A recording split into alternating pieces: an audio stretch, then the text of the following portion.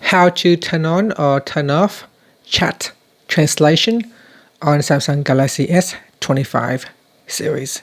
First, tap on the home button to return back to the home screen. Then swipe down at the top and tap on the settings icon. Now in the settings page, we scroll down, and in here we tap on Galaxy AI. Then tap on Writing Assist. Make sure Writing Assist is switched on. Then scroll down and tap on Chat Translation. And then tap on the toggle button to turn it on. Okay, so once it is turned on, we then can choose languages to show. So we can show original and translated text, or translated text only. You can also choose or manage apps that can use this service. So here are some of the apps which you can enable or disable.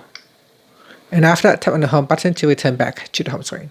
Okay, so if we open up the app in here, you can see there is a translate button. You can turn it on. Tapping on the AI button will also allow you to tap on chat translation right there. So you can choose the language at the top and then start typing at the bottom here.